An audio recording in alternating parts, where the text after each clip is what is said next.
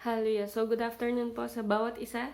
Happy Sunday, Amen. And happy Pastors Month sa mga pastors natin. So, we are thankful and grateful po sa buhay nyo. And before we start, hintayin po muna natin yung mga kasama natin ngayong hapon. Amen. Hello po sa bawat isa. Hello po sa mga Christ Ambassadors Gapan. Kamusta po? At patuloy po kayo sa prayer namin. Amen. Ate Sam, patuloy na magpalakas. And Pastor Ezel, shout it out. Malapit na. And kay Nanay Lynn, hello po sa inyo dyan. At sa bawat isa, maraming salamat po sa everyday na pagsama sa ating online prayer at dalangin ko po everyday nag-grow tayo sa grasya at sa pagkakakilala natin sa ating Panginoong Jesus. Amen. So, hello po sa mga online na at naka-tune in na. Sabi ni Pastor Ray kanina, tune in. Amen. Para maka-receive ng blessing. So, let's pray before we start. Hallelujah. Lord, it's not gabi. Salamat sa hapong ito. Salamat na sa araw-araw ng online prayer namin, nare-reveal, Lord God, kung sino ka at kung ano yung mga tinapos mo sa krus ng Kalbaryo para sa amin. Sa hapong ito, walang ibang maparangalan. Tunay na yung mga salita mo ay pagkain sa aming espiritu, kaya mabubusog kami ng mga salita mo sa hapong ito. Walang ibang makita, walang ibang matanghal, kundi ikaw lamang, Jesus. Ito ang aming dalangin. In Jesus' name. Amen, amen, and amen. So, good afternoon. Meron akong tanong sa inyo ngayong hapong ito. Who do you think you are? Amen? 3 bagay to take back your thoughts and declare God's truth over your life. Halimbawa, when you approach a task or isang relationship or isang opportunity, 'di ba? Naiisip natin kung sino tayo at kung ano yung kaya nating gawin dahil sa kung ano man yung title na nakalagay sa atin, 'di ba? Pagka ganon, ano yung unang salita na lumalabas sa bibig mo? Ano yung naiisip mo? 'Di ba? Halimbawa, nasa mahirap kang sitwasyon, ganon. Nasa away ka, ganon. Ano yung lumalabas sa bibig mo? Ano yung nade-declare mo? Ano yung nasasabi mo? 'Di ba? Yung mga salita ba na lumalabas sa ating mga bibig ay nakakapagbigay ng confidence? Yung mga lumalabas ba sa ating mga bibig ay nakakapagbigay ng pag-asa, ng trust, ng kalakasan? O dahil sa pangit na sitwasyon sa ating harapan, nakakapagsabi tayo ng hindi maganda?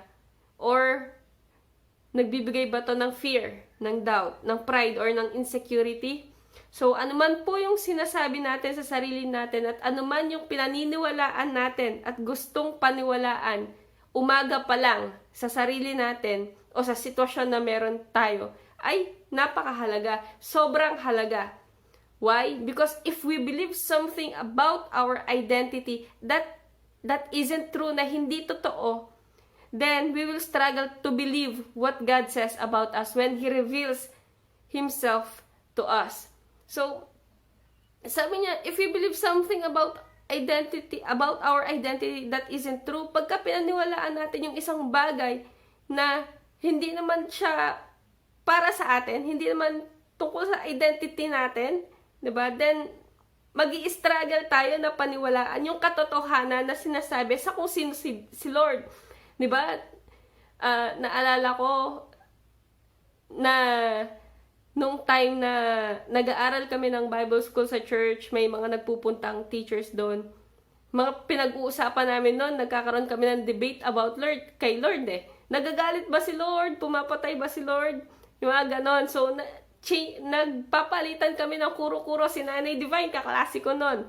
So, if you believe something about our identity, about God, that isn't true, then we will struggle. Mag-struggle tayo na paniwalaan yung sinasabi ng Diyos sa kung sino talaga tayo na nakasabi sa Bible. Pagka meron na tayong unang pinaniwalaan, nakukuha niyo po ako? Ito po yung ididiin ko sa hapong ito. Truths are unchanging. Okay? Truths are unchanging. They don't depend on what you do. They don't depend on what you've done or who you want to be. Amen? yung katotohanan or yung truth, they are not self-help mantras. Hindi sila parang mga zodiac signs na kung kailan lang parang, oh, magsuot ka ng yellow ngayon, ng pink ngayon. Di ba? Usong kulay ngayon is pink. Di ba? Truths are based entirely on God's Word. Okay? Ang katotohanan ay nakabase sa salita ng Diyos and what He says about you. So, isinulat po yung Bible bago pa tayo dumating, hindi pa tayo ipinanganak, nakasulat na yung Bible, o isinulat na ng mga apostoles, ng mga apostles, ng mga prophets, yung Bible, inspired by the Lord, syempre. Amen? Kaya, don't interpret the Bible through the lens of your circumstances. Interpret the Bible based on the finished work of Jesus on the cross. Amen? So kung paano niya isinakatuparan kung ano man yung nakasulat na bago pa at pagkatapos dumating dito sa lupa si Jesus. Kaya always remember this.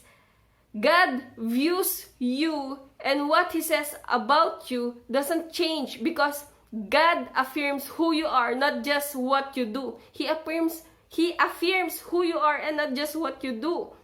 Kaya nga, when you root your identity, pag hinugat mo yung identity mo kay Kristo, sa pamamagitan ng pagdideklara ng mga Bible-based truths over yourself, you will begin to see yourself the way He sees you. Amen?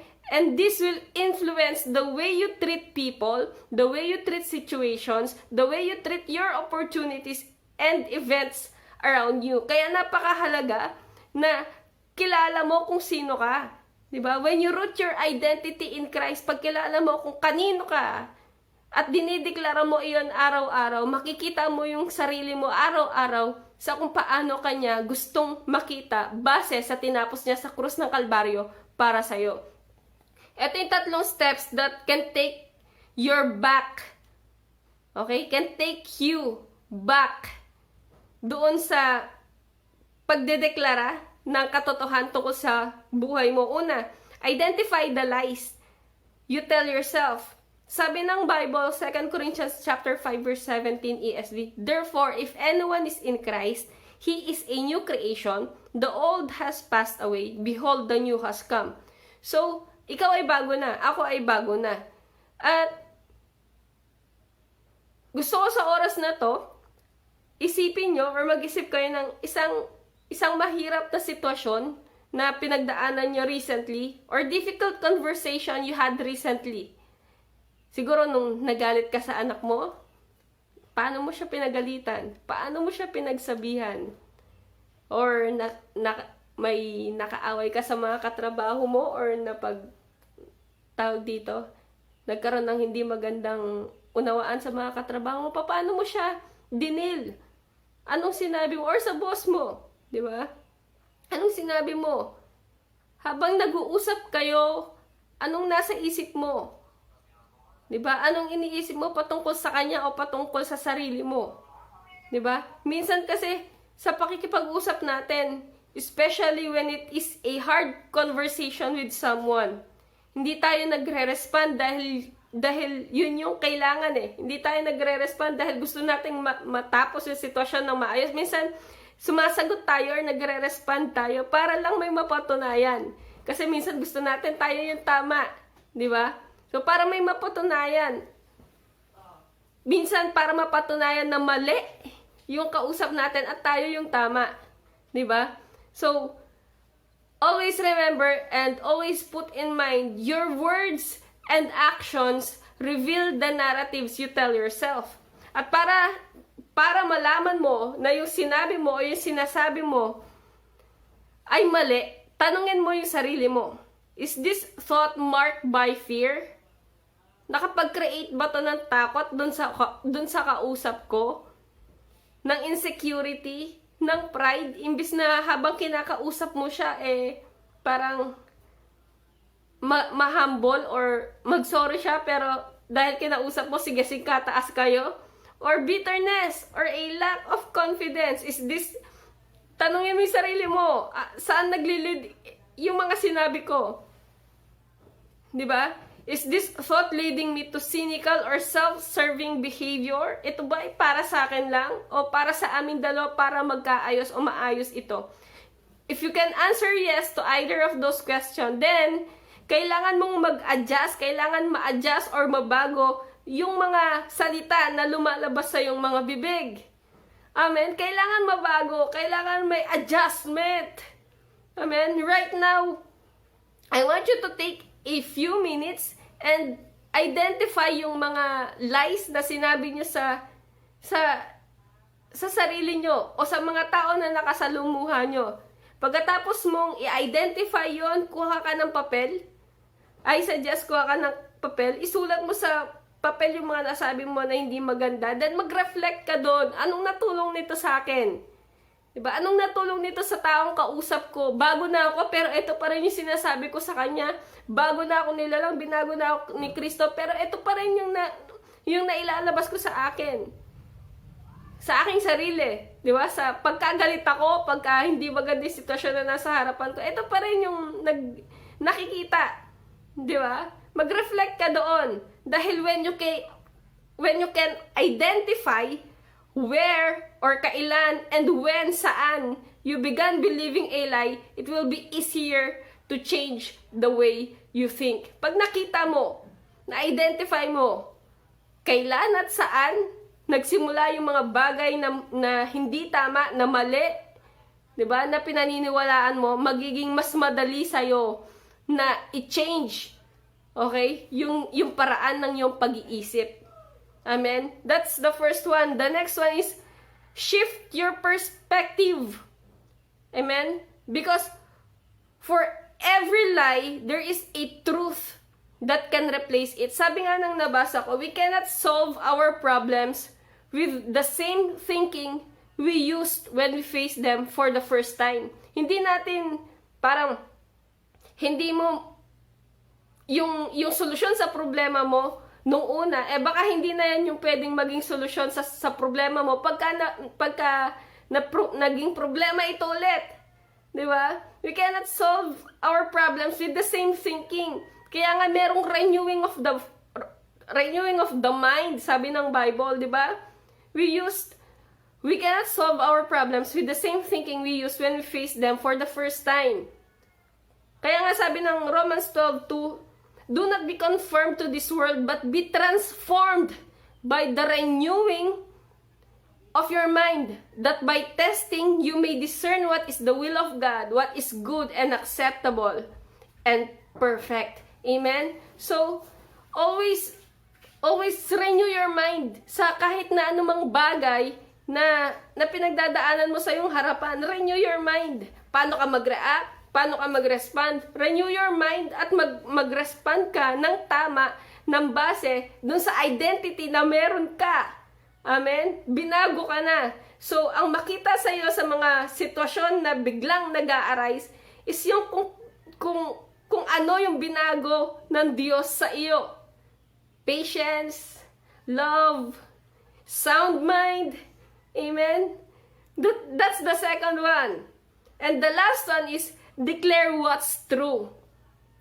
Amen? Declare what's true. Number one, kailangan identify mo kung ano yung mga hindi tama, hindi totoo na nasasabi mo sa sarili mo, nagagawa mo na hindi naayon sa pagkatao mo, sa binagong ikaw. Pangalawa, pag na-identify mo na yon, kailangan i-shift mo na yung perspective mo by the renewing of your mind sa word ng Lord. At pagkatapos, anong kailangan nating gawin? Sabi niya dito, declare what's true. Sabihin mo daw kung ano yung totoo. Diba? Sabi ng Philippians chapter 4 verse 4 hanggang 9, rejoice in the Lord always. Always. Amen? Again, I will say rejoice. Let your reasonableness be known to everyone. The Lord is at hand. Do not be anxious about anything. Huwag kang mabalisa sa kahit na ano pa man. But then, sabi niya, rejoice. Diba? Kaya yung mga tao namumroblema kasi nagiging anxious sila. Kasi nawawala yung rejoicing. Nakikita nila yung problema, yung paparating na pressure, yung paparating na stress, yung yung paparating na mga trabaho sa kanilang harapan. Kaya kapag may dumaan na problema sa kanilang harapan, hindi alam paano i-deal. Diba? Nakakalimutan natin minsan kung sino tayo. Nakakalimutan natin minsan na tayo ay bago na. Pero sabi dito, rejoice in the Lord always. Again, I will say, rejoice. Amen? Rejoice. Let your reasonableness be known to everyone. The Lord is at hand. Do not be anxious about anything. Sabi ng Biblia, but in everything by prayer and supplication, with thanksgiving, let your request be made known to God, and the peace of God, which surpasses all understanding, will guard your heart and minds in Christ Jesus. Amen? So, sabi niya, ulitin ko, and the peace of God, which surpasses all understanding, will guard your hearts and minds in Christ Jesus. Finally, sabi niya, finally, brothers, amen, whatever is true, yung totoo, whatever is honorable, whatever is just, whatever is pure, yung puro, amen, whatever is lovely, whatever is commendable, if there is any excellence, if there is anything worthy of praise, think about these things, what you have learned and received and heard and seen in me, practice these things, and the peace of God will be with you. Amen? So, practice these things. Yung mga sinasabi natin, sabi niya, declare what's true. Ano ba yung true? Yung totoo is kung ano yung nakasulat sa Biblia, sa kung ano yung tinapos ni Kristo para sa'yo. Yung true is yung kung ano yung katatayuan mo na ngayon sa harapan ni Kristo. Yung katotohanan is kung paano ka na nakikita ng Diyos ngayon dahil sa ginawa ni Kristo. Ang katotohanan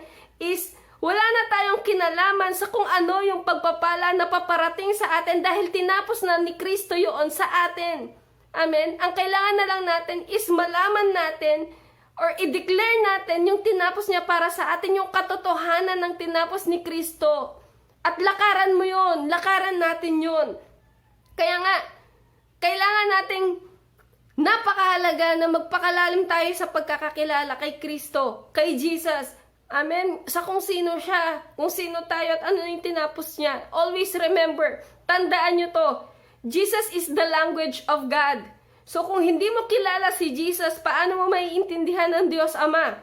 Amen? Kung hindi mo siya kilala at hindi mo alam yung puso niya para sa'yo, madali tayong masway, madali tayong madadala ng mga maling turo at mga maling boses na naririnig natin sa paligid natin.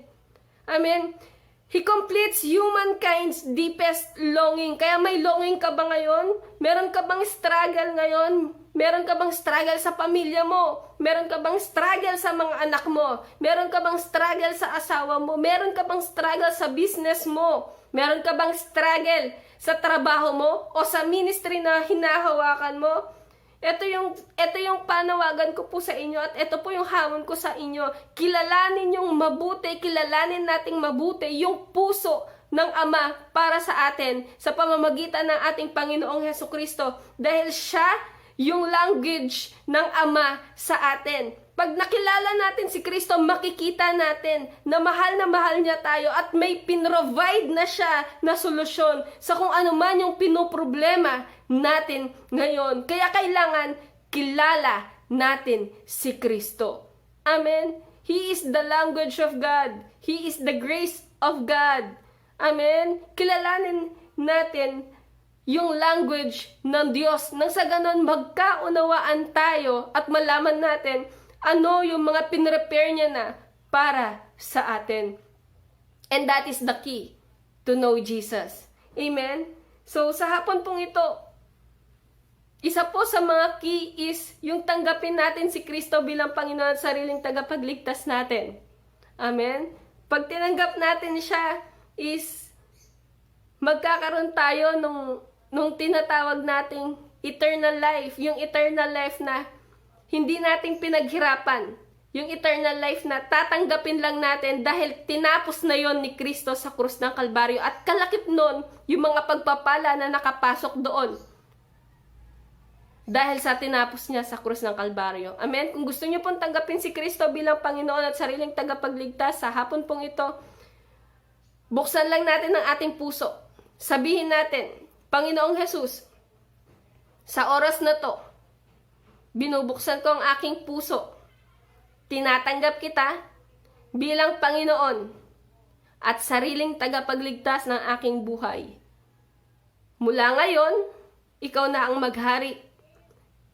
Salamat, Panginoon, sa krus ng Kalbaryo na naging dahilan upang ngayon ako ay mapatawaran sa aking mga kasalanan. Salamat sa forgiveness.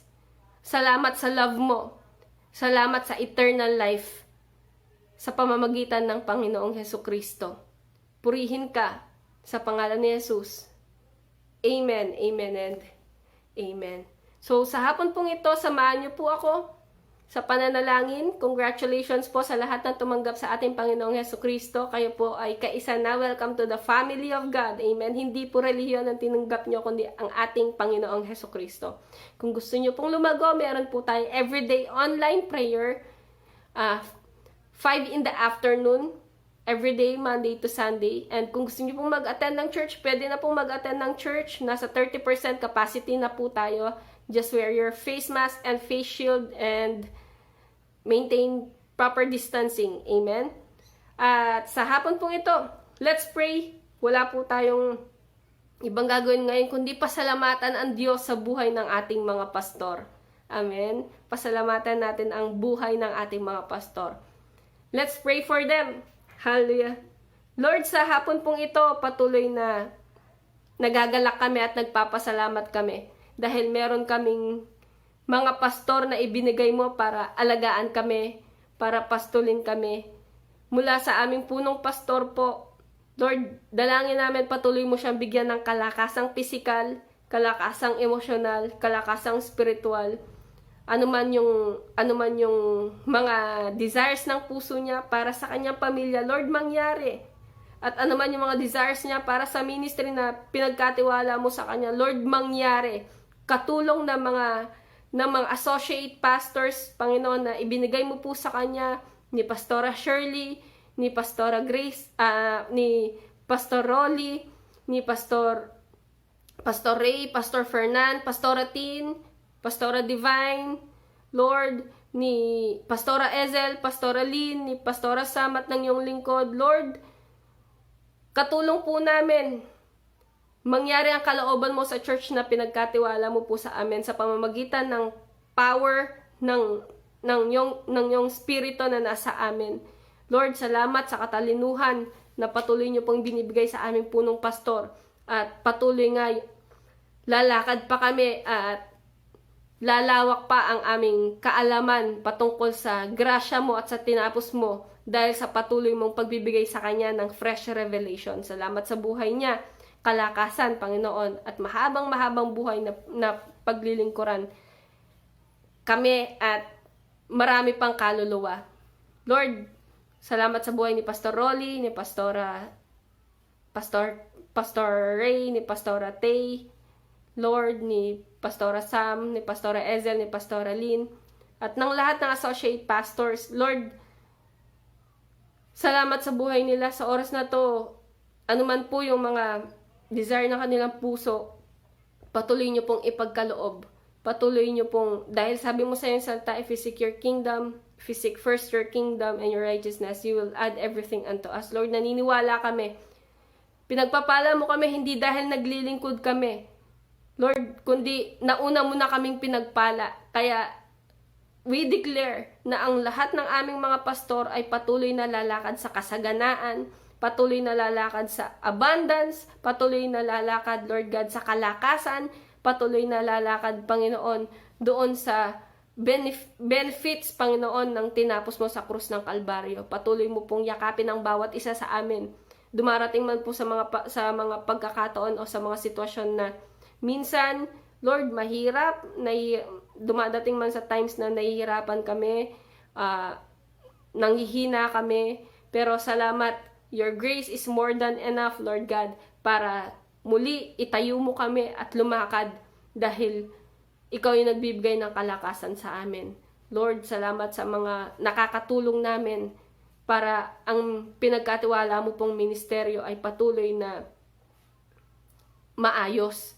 Kaila Nanay Divine na nasa ibang bansa, salamat sa protection, sa love, sa favor, blessing, Lord God, sa kanilang buhay, sa kanila ni Tatay Boy, kay Pastora Gina Torres Gallardo, salamat po sa buhay niya na patuloy na nagiging blessing sa maraming tao sa pagpapahayag ng iyong mga salita. Kay Pastora Tin, kay Pastor Fernan, Lord, nagdideklara kami ng pagpapala, pabor, kalakasan, at protection sa kanilang mga buhay. Lord, sa hapong ito, maraming salamat sa buhay ng aming mga pastor. Pinagpala mo na sila. Sa pangalan ni Jesus. Amen, amen, and amen. So, good afternoon po. Again, maraming salamat po sa mga sumama sa akin ngayong hapon. Thank you, and we are all blessed and greatly favored. To God be the glory. Amen.